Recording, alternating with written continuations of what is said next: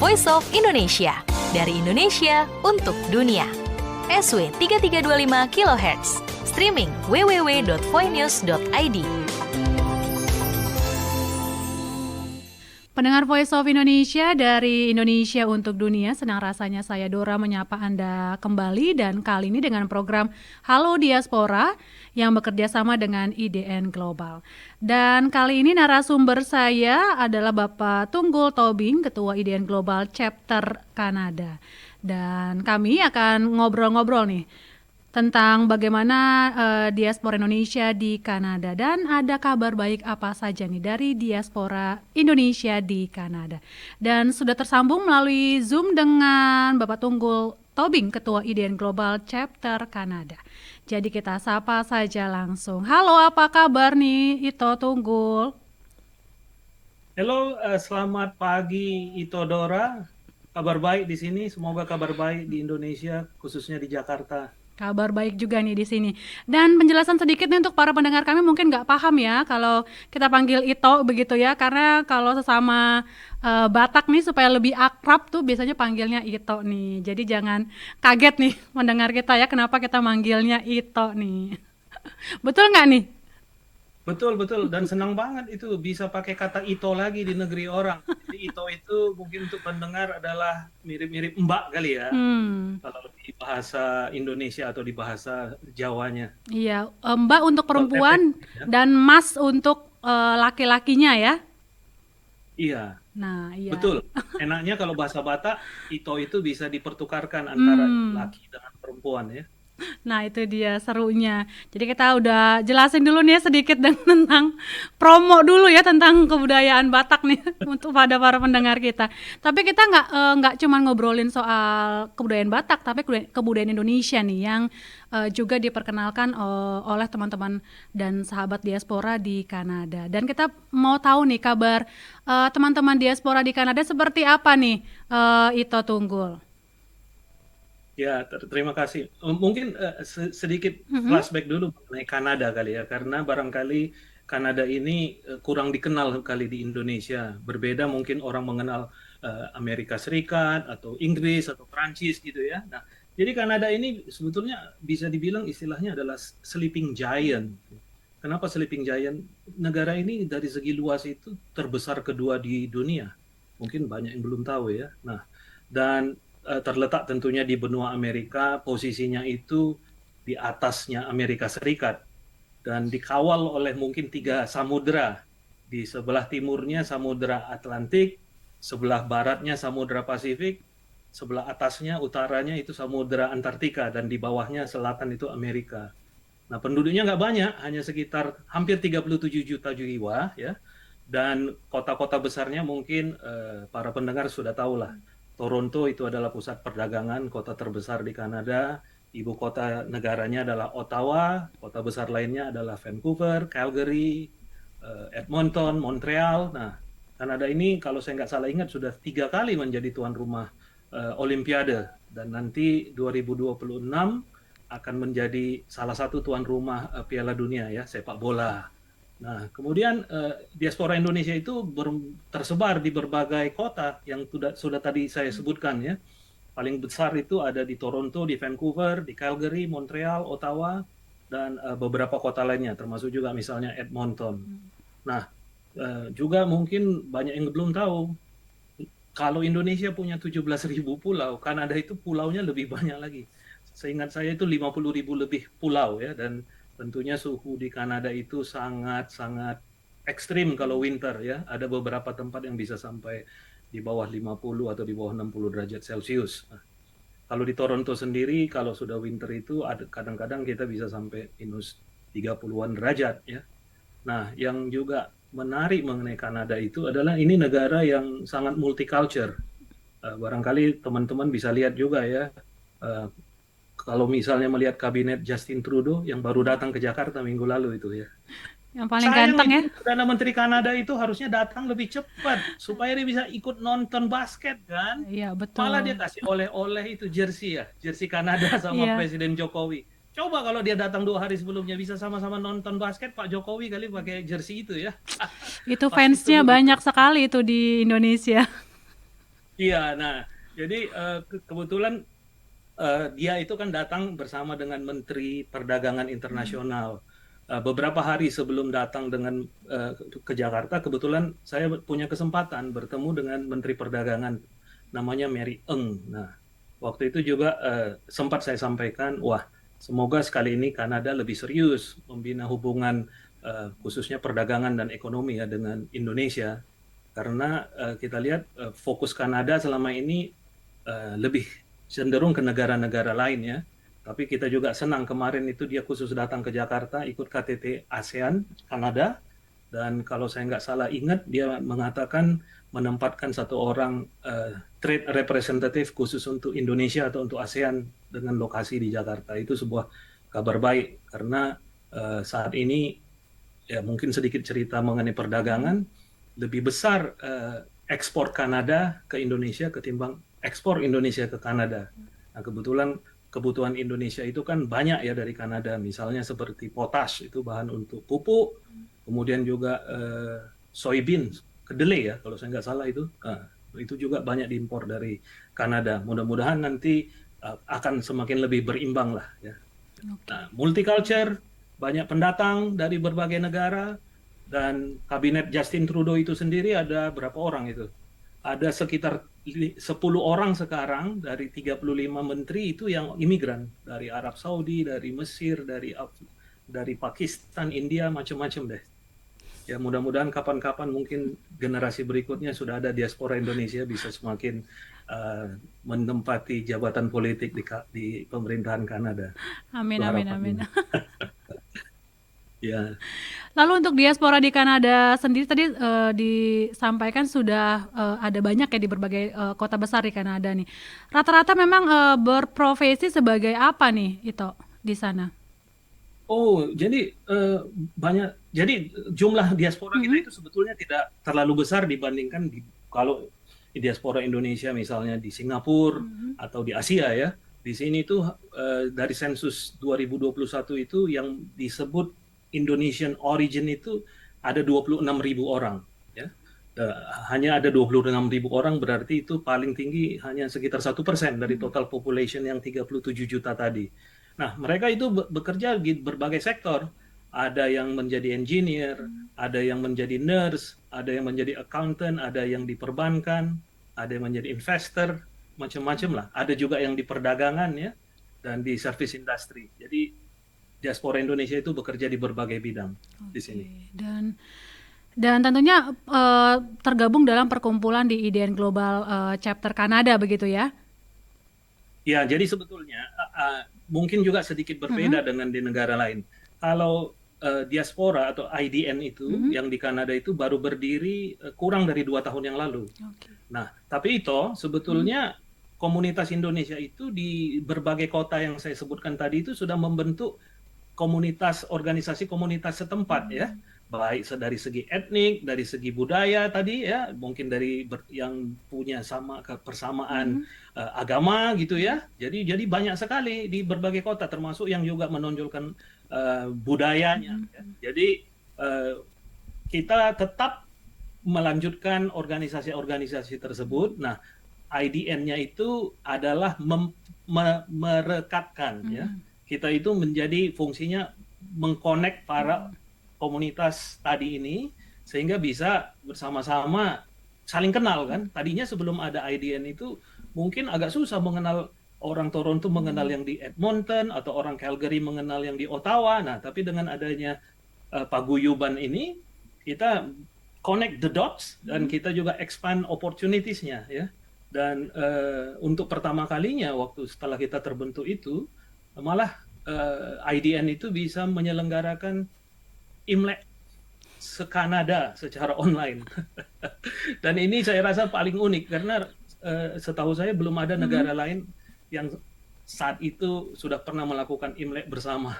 Jadi itu seluruh Kanada itu mungkin hampir 500 orang berkumpul dengan difasilitasi oleh setiap perwakilan Indonesia. Di sini ada 3 perwakilan Indonesia, 1 kedutaannya di Ottawa dan 2 konsulat. Konsul jenderal yang di Toronto ada, juga konsul jenderal di Vancouver. Nah, itulah kira-kira satu kegiatan yang melibatkan bersama-sama masyarakat atau diaspora di Kanada. Ini luar biasa sekali, baru 2 tahun tapi aktivitas kegiatannya sudah begitu banyak tadi ya, menyelenggarakan Imlek dan juga apalagi yang digelar. Setahu saya ini ya menggalang dana juga ya untuk teman-teman di Indonesia. Iya, jadi jadi ini saya sharing screen, bisa dilihat nggak Oh, screen saya kelihatan, kira-kira? kelihatan. Bisa ya? Bisa. Bisa, bisa. Oke. Nah, ada sebetulnya 4 titik berat program kerja IDN yang di Kanada, ya. Karena kita itu tadi cukup besar dan kita juga tetap encourage semua komunitas di setiap kota itu untuk melanjutkan kegiatan-kegiatan mereka. Fokus kita itu lebih banyak di strategi dan di pemberdayaan. Misalnya ya, yang pertama itu adalah empowerment ya. Kemudian promotion, education, giving dan networking. Mungkin saya mulai dulu dari networkingnya itu ya. Nah, tadi sudah sempat saya singgung, kita itu connect the dots yang ada di Kanada. Kita connect simpul-simpul masyarakat di setiap kota. Kemudian begitu kita tahu bahwa ada sesuatu hal yang bisa kita kerjakan bersama, kita kembalikan kepada komunitas tersebut. Misalnya ya, education itu salah satu program juga meningkatkan kualitas sumber daya manusia. Apa yang kita coba lakukan? Kita melihat ada kelompok-kelompok masyarakat di beberapa kota. Misalnya saya ambil contoh yang ada di Toronto. Nah, ternyata satu kelompok masyarakat yang kecil di Toronto telah menyelenggarakan kegiatan bimbingan belajar untuk anak-anak usia sekolah di kota Blitar. Nah, ini kita kemudian amplify ya ke seluruh Kanada. Mari sama-sama kita bantu gerakan yang sebenarnya dimulai oleh seorang ibu yang sudah cukup lanjut usia, tapi dia melihat dia punya kepedulian yang tinggi untuk anak-anak usia belajar, khususnya yang kelas SD, SMP. Dia buat sebuah bimbingan belajar yang gratis, disewakan rumah, dicarikan guru. Jadi rumah itu disewa untuk tempat belajar ya, dibagi jadi kelas-kelas. Nah, ini program ini setahu saya sudah berjalan hampir 10 tahun. Dan kita coba mencari dana agar program ini tetap berkelanjutan. Nah, itu yang satu. Yang kedua, ada juga seorang bapak yang dengan setia melakukan kegiatan Zoom setiap minggu untuk mengajar anak-anak berbahasa Inggris di kota Kediri. Nah, itu bagian pendidikan. Di sisi lain, di sini juga ada seorang ibu, ya, kebetulan dia adalah Sekretaris Jenderal IDN Kanada. Dia membuka kursus atau kelas menjadi sebuah program kurikuler di sekolah di Ottawa untuk belajar bahasa Indonesia. Dan kegiatan ini juga karena bisa dilakukan online, terbuka untuk anak-anak sekolah lain, khususnya di Provinsi Ontario. Nah, itu salah satunya mengenai education. Masih bisa saya lanjutkan atau gimana? Boleh, silakan. Itu. Nah, kemudian juga kita bicara mengenai UKM ya. Nah, pada beberapa setahun yang lalu kita coba merangkaikan kegiatan UKM ini dengan kegiatan giving. Yaitu ada poin yang keempat ya, penyaluran bantuan cash dan non tunai untuk kegiatan sosial. Nah, jadi yang kita lakukan apa? Pada tahun lalu kita bekerja sama 3 kota, Toronto, Vancouver, dan Los Angeles di Amerika Serikat ya. Kita datangkan 3 orang artis dari Indonesia, Noella, Yoselayan, dan Fitri Karlina. Mereka kita undang untuk melakukan kegiatan fundraising. Namun di kegiatan fundraising ini yang kita lakukan juga adalah kita bawa produk-produk UKM dari Indonesia untuk dipromosikan di sini dan mudah-mudahan bisa masuk ke market di Kanada. Nah, sebagian Kanada ini juga sudah mulai masuk produk khusus UKM ya.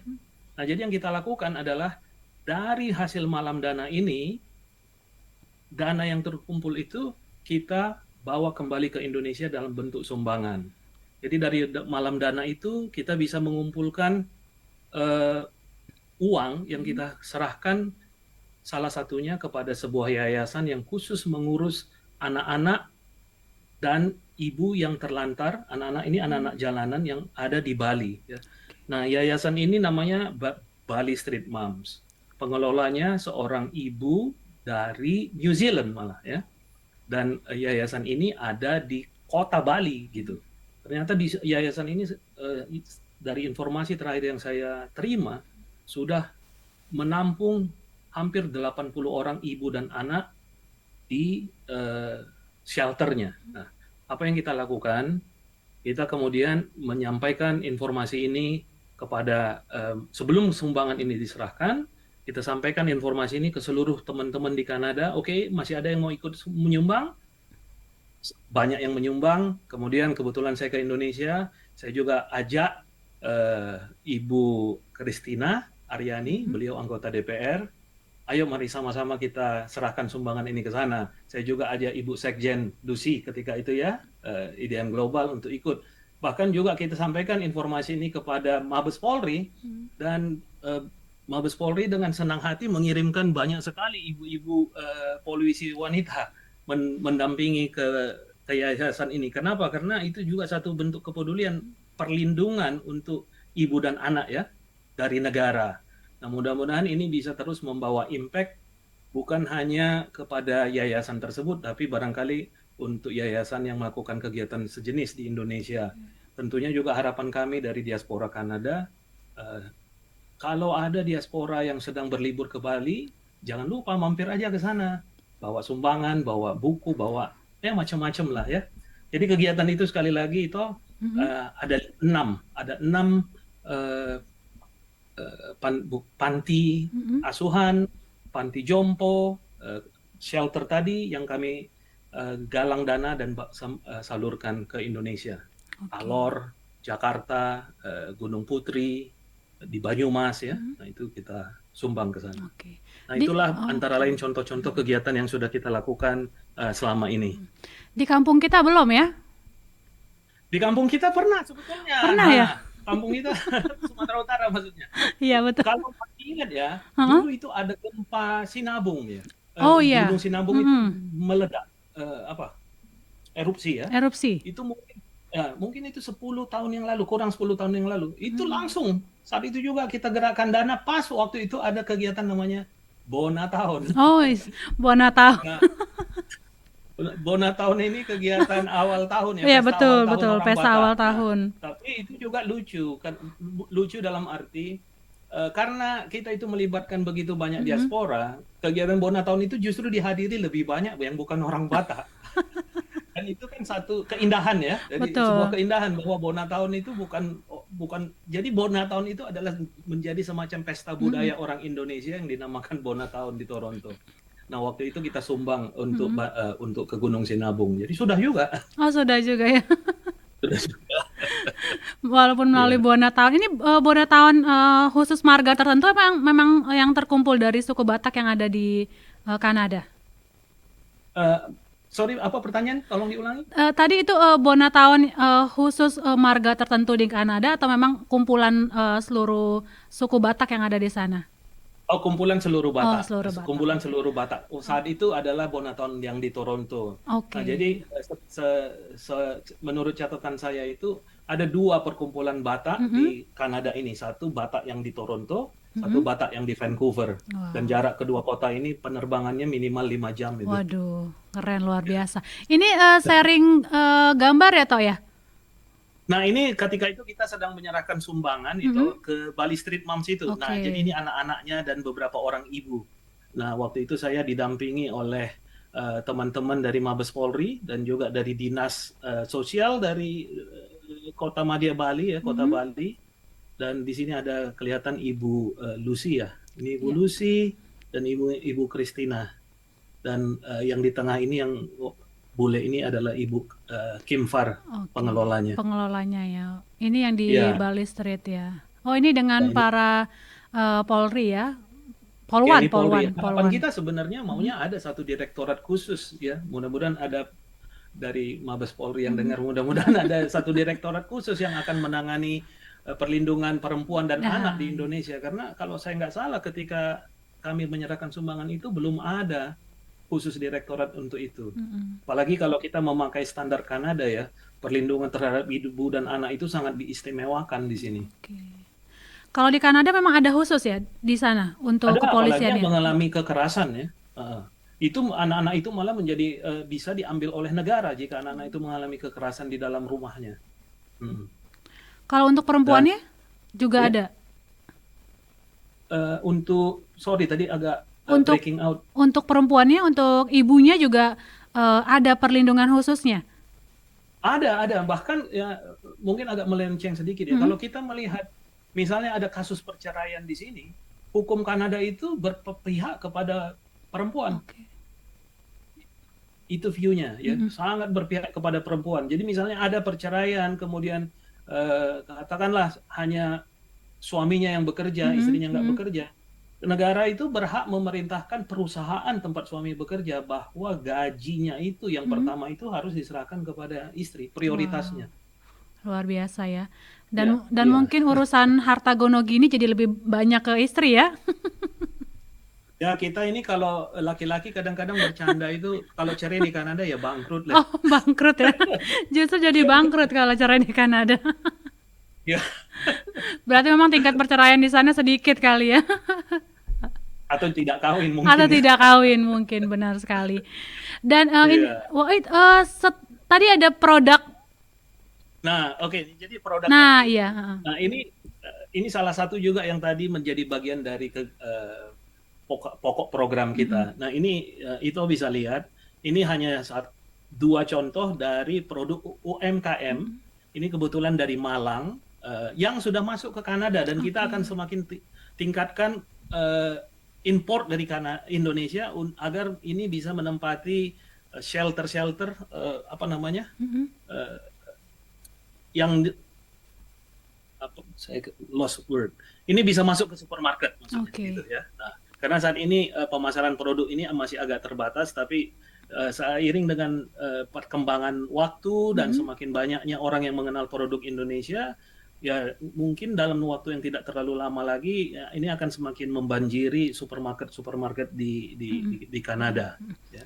Ini kebetulan produk ini datang dari Malang itu. Oke. Dan Sebenarnya, ya, ya, mohon maaf, sebenarnya barang-barang ekspor Indonesia ke Kanada itu paling banyak apa sih? Kuliner atau kria atau seperti apa? kalau saya nggak salah, sebetulnya ekspor Indonesia ke Kanada itu bukan di bidang makanan masih ya. Oke. Ekspor Indonesia itu apa ya kira-kira ya ke Kanada? Mungkin lebih banyak bahan mineral ya, Oke. bahan-bahan tambang ya. Nah, kemudian juga dari segi manusia juga banyak yang masuk kan tadi Mm-mm, mm-mm. para pekerja-pekerja Pekerja ya. itu. Dan sekarang ini yang saya lihat juga ada inflasi kenaikan jumlah student yang masuk ke Kanada di Indonesia. Nah, di situ kita bisa angkat topi untuk pemerintah Indonesia ya. Karena dari catatan saya tahun lalu itu ada kurang lebih 100-an orang mahasiswa dengan beasiswa penuh. Namanya kalau nggak salah beasiswa Indonesia Maju ya. Iya. Nah, dan itu di luar mahasiswa-mahasiswa yang dibiayai orang tuanya. Oke, luar Dan tahun biasa. ini juga saya duga jumlahnya pasti sama ya. Jadi saat ini sudah dari beasiswa pemerintah itu mungkin sudah ada 200-an orang dan dari segi global ya Kanada itu mungkin itu kaget juga kalau saya bilang ada 900.000 orang mahasiswa internasional bersekolah di Kanada Wow, luar di mana biasa. sekitar 30% atau 40% itu didominasi dari India, China dan Filipina ya.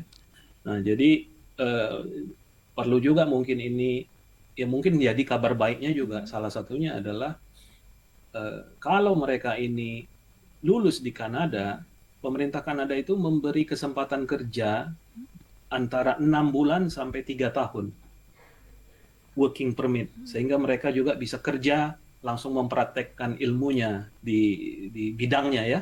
Nah, jadi saya kalau ketemu dengan para orang tua student, saya selalu bilang jangan langsung anaknya dipanggil pulang habis sekolah. Karena gunakan kesempatan bekerja itu kan, jadi kembali ke Indonesia sudah dapat sudah plus dia bukan hanya sarjana tapi juga sudah punya pengalaman kerja.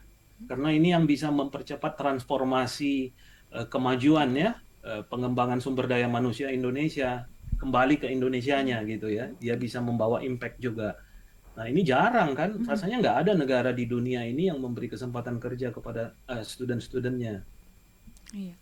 Luar biasa nih, informasi menarik nih ya. Apalagi untuk para orang tua Indonesia ya. Kayaknya terbuka luas nih untuk mensekolahkan anaknya begitu ke Kanada begitu ya Toh ya. Ya, Dan betul.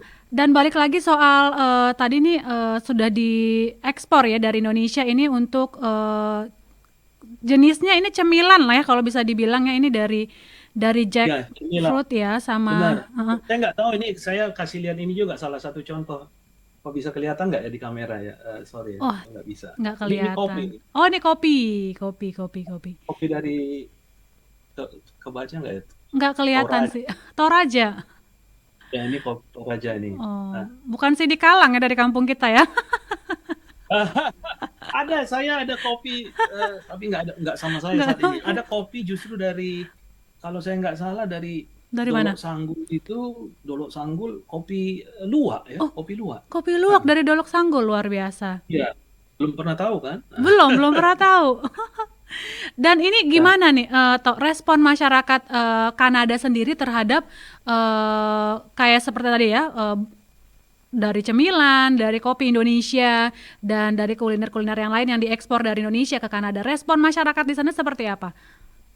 Nah, jadi karena Kanada ini adalah negara Mhm. multicultural, itu orang-orang Kanada itu cenderung suka mengeksplor makanan-makanan di luar lidah dia gitu ya. Nah, di sini yang menurut saya Mhm. mungkin tinggal di Kanada, tapi itu saya jarang sekali makan steak loh. Kan kita pikir kalau bule itu kan Mhm. makanannya ya steak ya. Tapi untuk apa saya makan steak? Mhm. Karena kita itu terekspos dengan begitu banyak makanan dari negara lain, misalnya Vietnam, Mhm. makanan dari Afrika seperti Ethiopia, Mhm. makanan dari Mesir, makanan dari Yaman, Mhm. makanan dari mana lagi ya? Filipina ya pastilah ya. Nah, makanan dari Eropa Mhm. seperti dari Ukraine ya. Mhm. Orang Ukraine paling banyak katanya di luar Ukraine itu ada Mhm. di Kanada. Nah, jadi tidak ada rasa eh, khawatir ya menurut saya bagi orang Kanada untuk mencoba makanan-makanan dari negaranya Mhm. gitu, dari negara lain. Mhm. Nah, tidak terkecuali juga dengan makanan Indonesia. Indomie itu sudah menjadi mie instan paling laku sekarang di Kanada. Betul. Kayaknya hampir di seluruh dunia deh itu ya. Iya, iya, iya, iya, benar, benar, benar. Malah kita kadang melihat ada, kalau Indomie kan yang ngetop itu di sini Mhm. itu mie goreng gitu ya. Mhm. Mhm. Bahkan ada negara lain yang nggak malu-malu mau menjual nama mie-nya itu mie goreng, gitu, mie goreng. Labelnya dikasih mie goreng. Tapi rasanya mungkin yang beda kali setiap negara. Kenapa? Rasanya berbeda setiap negara. Ya, Kandungan kandungan micinnya berkurang kayaknya. ya kita juga coba kan, kita Heeh. coba di sini karena begitu banyak mie masuk kan Mhm. dari Filipina, Malaysia, Korea, dari Jepang. Tapi yang paling cocok itu ya Indomie gitu, life saver. Sulit ya. Tapi kalau untuk restoran-restoran Indonesia sendiri di Kanada, misalnya di Toronto atau di Vancouver, apakah juga ada? Apakah diaspora juga mungkin membuka peluang usaha di sana? Ada. Jadi Mhm. yang kita coba bantu lakukan itu juga di samping, jadi secara kuantitas Mhm. jumlah restoran Indonesia khususnya seperti di Toronto ataupun di Vancouver, kota-kota besar itu tidak banyak, bisa dihitung dengan Oh. satu satu tangan lah ya. Mhm. Nah, per kota gitu. Nah, ini memang kenapa kesulitannya itu mungkin dari segi kembali volume ya, karena Mhm. volumenya tidak banyak, jadi barangkali harganya agak lebih Mahal. mahal dibandingkan makanan dari Vietnam. Tapi kalau soal rasa pasti makanan kita mungkin menurut Mhm. orang Indonesia ini agak bias ya, lebih enak, lebih cocok di lidah. Nah, sehingga yang dilakukan apa? Kalau kita lakukan bazar itu, Mhm. kita coba melibatkan promosi yang lebih kuat ya, Mhm. supaya orang-orang pada mau hadir. Salah satu contohnya terakhir itu di bulan Juli, Mhm. eh, ini satu kegiatan tahunan. KJRI itu Mhm. menyelenggarakan satu Indonesian Food Festival. Itu tempatnya paling besar di alun-alun, di pusat kota Toronto ya. Mhm. Ini saya bicara Toronto. Nah, itu pengunjungnya itu sepanjang hari itu diperkirakan sekitar 50.000 orang. Wow. Nah, di situ stand-stand jualan Indonesia lah, mulai dari es cendol, sate, sate Mhm. kambing, bebek goreng, Mhm. ya. Berarti sebenarnya peluangnya besar ya untuk membuat restoran atau toko lah istilahnya, toko Indonesia di sana.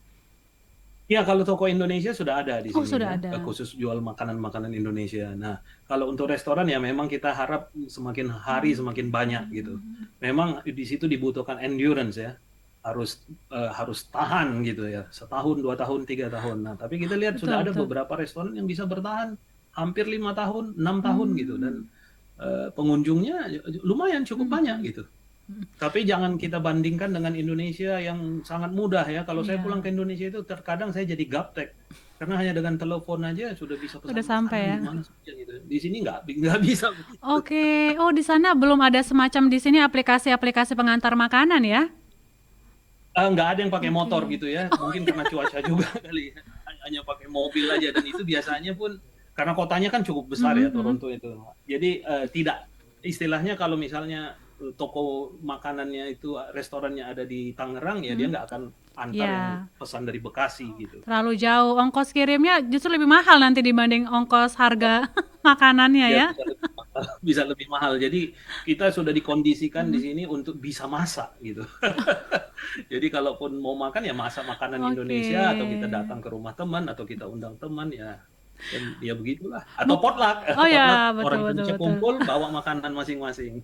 Bukan tipikal jajan ya, kalau di Indonesia kan senengnya jajan, ada tukang bakso lewat, tukang somai lewat, begitu ya.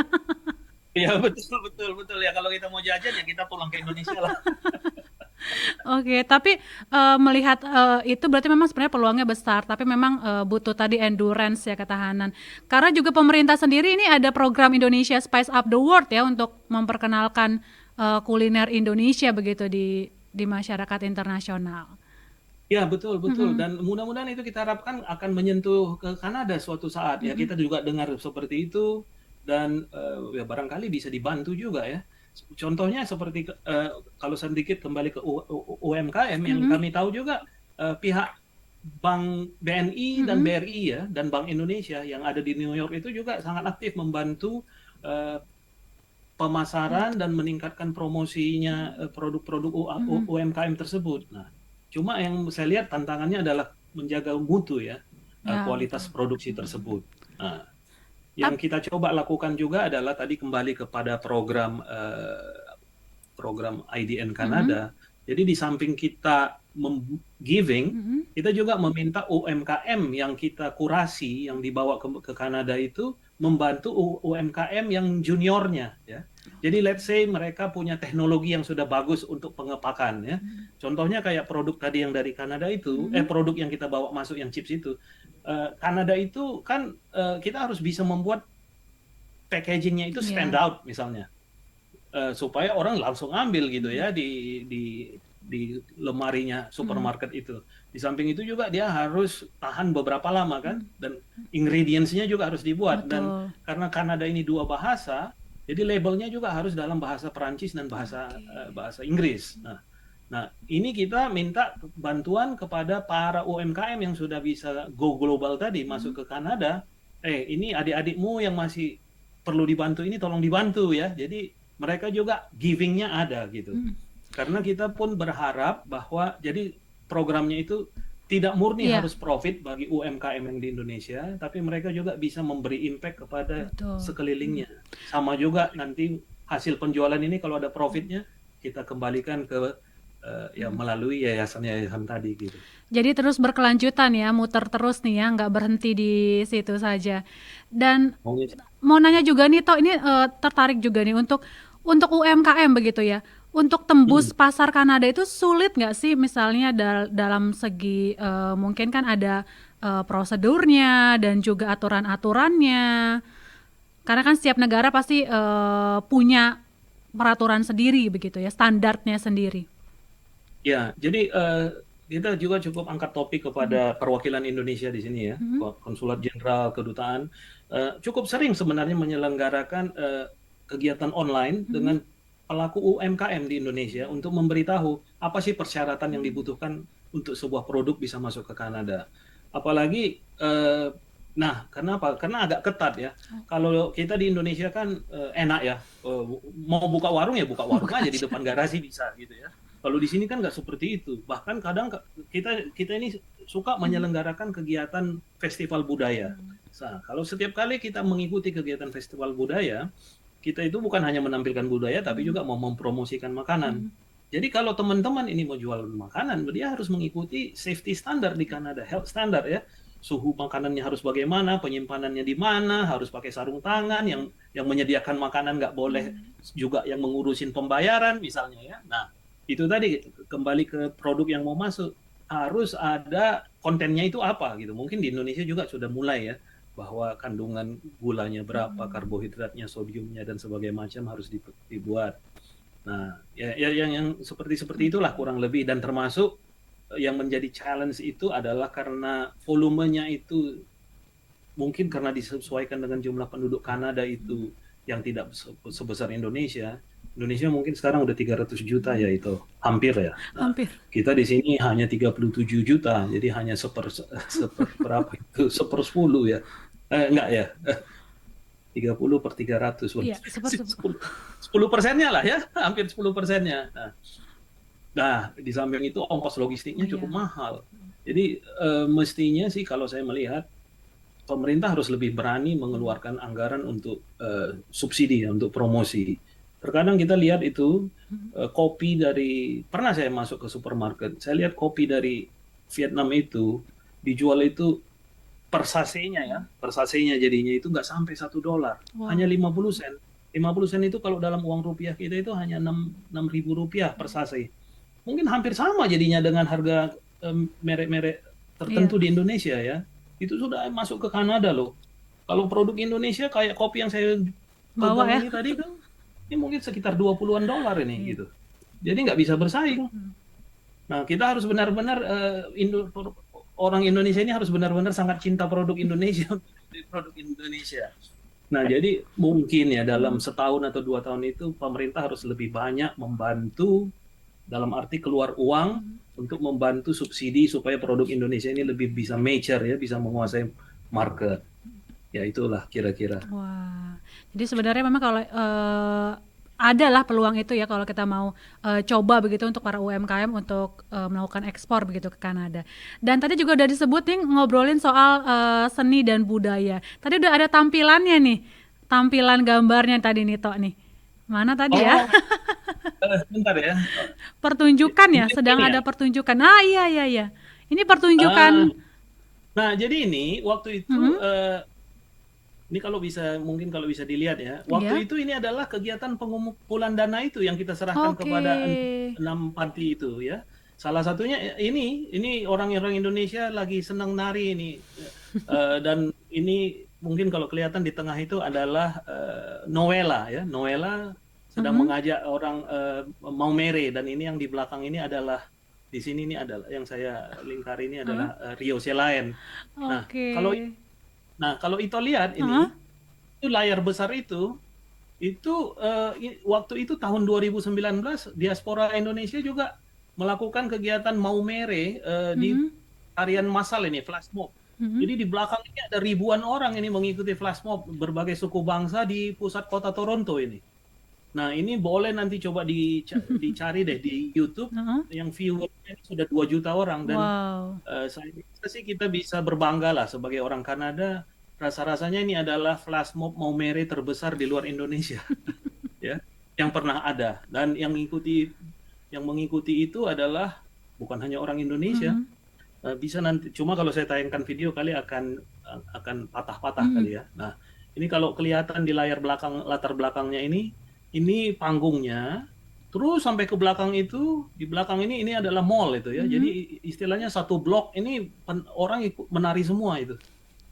Nah, ini salah satu kegiatan yang dilakukan oleh diaspora Indonesia di Toronto. Jadi memang sering menggelar juga ya pertunjukan seni dan budaya di sana ya, seni budaya Indonesia ya, Tok ya? Ya, cukup sering. Nah, ini saya coba lihat lagi, sharing lagi ini, kalau bisa lihat ini bisa lihat sekarang. Oh iya. Gambarnya udah. Nah, ketika ini terjadi di bulan 7 ya. Tahun ini. Toronto Zoo. Tahun ini. Kenapa? Bulan 7 tahun ini. Tahun ini ya. Jadi belum lama. Toronto Zoo itu ternyata punya uang $11 juta ya. Jadi $11 juta itu kalau dirupiahkan itu mungkin sekitar 120-130 miliar rupiah ya. Mereka itu memiliki 7 ekor orang utan. Jadi apa yang mereka lakukan? Toronto Zoo ini memperbaiki, membuat habitat baru, memperluas agar orang-orang hutan ini seperti hidupnya kembali di Sumatera. Jadi orang hutan Sumatera ya, dari kampung kita. Waduh. Orang hutan dari Sumatera Utara, dari mana itu? Dari Bahoro kali ya. Nah, itu ada 7 ekor di sana. Yang mereka lakukan, mereka membangun tiang-tiang dari beton, besi, ya, supaya orang hutan ini bisa berhubungan, bisa maksudnya manjat kiri kanan Lompat gitu ya. ya. Nah, jadi luar biasa ya. Dan yang mereka lakukan apa? Mereka mengundang diaspora Indonesia eh, untuk mempromosikan kegiatan ini. Ayo dong, tampil di sana, lakukan pertunjukan budaya supaya. Oh, ini saya Lagu udah di-upload kan? nggak tahu ini apa kelihatan ini Kelihatan, videonya. kelihatan. Tapi Nah, patah-patah memang. patah-patah. Nah, tapi yang dilakukan waktu itu adalah kita menampilkan budaya Indonesia kembali, Maumere ditampilkan dan tamu-tamunya kita ajak, termasuk undangan-undangan yang VIP. Ini khusus kegiatan VIP ya. Oke. Jadi inilah pembukaan kembali habitat orang hutan terbesar, dan ini terbesar di Amerika Utara ya. Yaitu kalau Amerika Utara berarti Meksiko, Amerika Serikat dan Kanada. Wow, luar Ya, biasa ya. kira-kira. Nah, jadi semua pengisi acara yang orang-orang Indonesia atau yang cinta Indonesia, kita bilang berpakaian daerah ya. Nah, jadi ini Ito bisa lihat ada yang baju Bali, ada yang Iya. baju kebaya, dan ini adalah teman anak-anak kita, mereka orang India, kita dandani juga dengan baju daerah. Ya, ya itu antara lain kegiatan kita. Dan memang respon masyarakat Kanada juga positif ya terhadap pertunjukan seni dan budaya kita tadi ya. Malah mereka ikut nari begitu ya. Ada yang juga ikut belajar nggak sih, Toh? Ikut belajar tari Indonesia atau mungkin angklung atau ada. gamelan? Jadi sayang saya nggak punya fotonya saat ini. Setiap tahun itu, ini contoh sedikit ya, di Toronto itu ada kegiatan yang namanya Festival Budaya Karasauga. Karasauga ini adalah festival multicultural terbesar se-Kanada, dan Indonesia sudah berpartisipasi mungkin hampir 20 tahun, kurang lebih 20 tahun. Nah, jadi tahun ini ketika kita berpartisipasi, yang ditampilkan itu adalah satu grup gamelan ya, yang pemain-pemainnya bukan orang Indonesia. Wow. Dan juga kita tampilkan penari Bali, ada beberapa penari Bali. Salah satu penari Bali Solo itu adalah orang Jepang yang tinggal di Kanada. Nah, Luar jadi, biasa. ya itulah menunjukkan orang asing sebenarnya sangat terbuka ya untuk belajar kebudayaan kita. Bahkan dulu pernah ada juga kelas belajar bahasa Indonesia diselenggarakan oleh KJRI di Toronto. Jadi banyak digelar juga kelas-kelas seni dan budaya di Indonesia ya, dan tentunya ini para diaspora juga ikut serta untuk mengajar ya. Ya, benar. Saat ini juga kita sedang menjajaki pengiriman perangkat reok Ponorogo, termasuk dada meraknya itu dari Ponorogo. Terima kasih untuk Pak Bupati Ponorogo. Itu disumbangkan ke beberapa negara, antara lain Australia dan Kanada, dan kita sedang mengatur pengirimannya supaya segera bisa diterima. Itu akan dikirim ke Vancouver. Luar biasa sekali kalau ada orang bule ya, orang Kanada tuh jadi yang megang ininya ya, yang reok kan besar sekali ya. Bisa bayangkan kan kalau itu dipakai dalam festival budaya jalanan, Waduh, itu seru orang banget. tersihir semua itu sampai Itu pada spektakuler gitu ya. pada shock mungkin ya, wow, langsung kaget lagi. Iya, betul banget. Ya, lalu kegiatan apa lagi nih Toh yang ini ada gambar, ini gambar di mana nih? Nah, jadi ini tadi saya bilang ada 6 kan, ada 6 yang kita sumbang, termasuk salah satunya, dan mungkin perlu saya sampaikan juga bahwa sumbangan itu bukan one time ya, tapi kita tetap akan continuously ya, termasuk yang di Bali itu kita sudah sumbang beberapa kali. Kita juga menyumbang panti asuhan, nanti mungkin ada fotonya habis ini. Nah, ini salah satunya adalah Panti Reda ini, termasuk dana yang dikumpulkan kemarin itu dari acara Cultural Day, sebagian kita sumbangkan. Tapi sekali lagi ya, jangan dilihat dari jumlahnya ya. Mungkin ini dilihat jumlah sumbangannya, tapi adalah Kepeduliannya ya. kepedulian orang Indonesia khususnya, dan tentu ditambah juga dengan yang bukan orang Indonesia yang hadir di acara Cultural Day itu. Ini agak menarik cerita ini ya. Itu angka itu sebetulnya seperti ada misteri di dalamnya. Jadi kita itu nggak punya yang ada kita bagi 12 juta ke sini, 70 juta ke Bali, kemudian 12 juta lagi ke satu panti asuhan di Gunung Putri. Nah, waktu kita sepakat untuk 12 juta ini, kita datang ke sana, ketemu sama susternya ya, yang pengasuhnya. Susternya bilang, wah Tuhan jawab doa saya, katanya. Kenapa?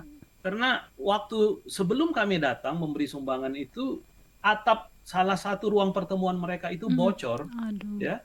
Dan dia panggil kontraktor ya, pemborong untuk memperbaiki itu. Biayanya berapa? Biayanya 12 juta. 12 juta. Ya tahu-tahu ya kita datang aja dengan 12 juta, nggak ada ngomong ini gitu. Dia bilang gitulah. Jadi agak ya itu sebuah misteri ya, Iya. yang kita nggak bisa. Tuhan memang bisa gitu. sediakan sesuai dengan kebutuhan kita ya, luar biasa. Exactly, benar banget ya. Nah, kemudian mungkin ini foto lain lagi ya, sebentar ya. Ini di Panti Werda Catur Nugroho yang ini ya? Ya, itu di Banyumas ya. Di Banyumas. Di Jawa Tengah. Nah, ini juga ini yang tadi yang saya bilang, ini di Gunung Putri. Kami juga salurkan kepada ini panti asuhan. Gunung Putri Cibinong atau? Iya. Di sana dekat Bogor sana. Dekat Bogor ya? Iya. Dekat rumah ini saya. Oh ya, dekat ya? Belum tahu kan, nanti saya kasih alamatnya kalau mau ikut membantu menyumbang. Boleh. Oh, ini Gunung Putri Jadi ajak para Cibinong. pendengar. Oke, ini panti asuhan ya? Ya, ini panti asuhan. Ya benar, ini panti asuhan itu. Betul banget. Wah, luar biasa. Dan ini masih berkelanjutan juga ya untuk membantu teman-teman kita. Luar biasa sekali. Dan jadi ini kita coba itu tadi dari hulu ke hilir. Di hulunya juga kita perbaiki ya. UMKM-nya misalnya, kita coba konekkan mereka kepada perbankan, kepada dinas-dinas, kemudian kita connect juga mereka kepada importer dari Kanada, dan mereka juga harus membantu di sana, tapi di ujungnya juga kita bantu, kita kembalikan ke Indonesia. Oke, luar ya, biasa. Mudah-mudahan ada kabar baik dari Kanada ya. Wah, itu sungguh sangat baik malah.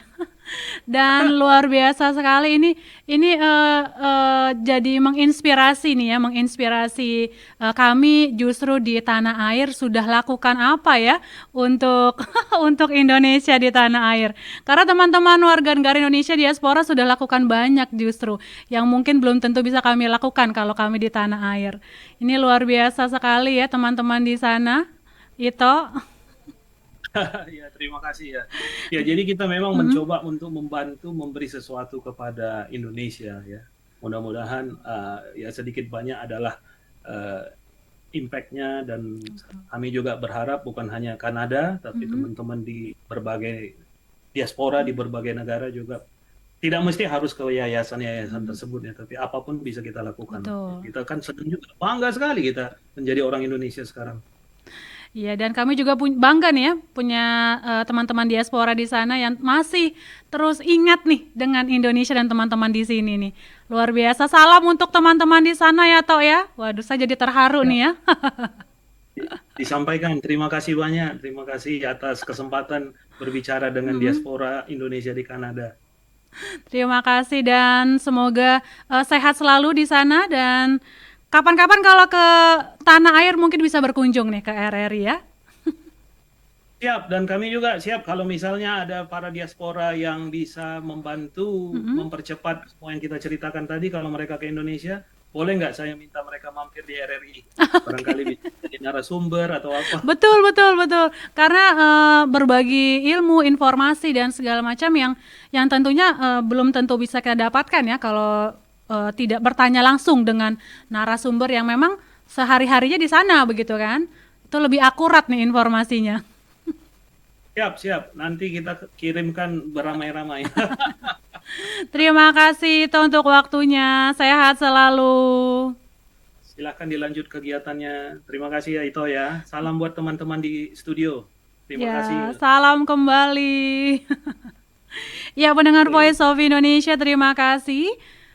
Tadi saya sudah berbincang-bincang dengan Ketua IDN Global Chapter Kanada Ito Tunggul Tobing. Ini menyampaikan kabar baik nih teman-teman diaspora dari Kanada, dan ini sungguh suatu kabar yang sangat baik bagaimana warga negara Indonesia di sana, diaspora masih terus memberikan kontribusi yang terbaik untuk tanah air.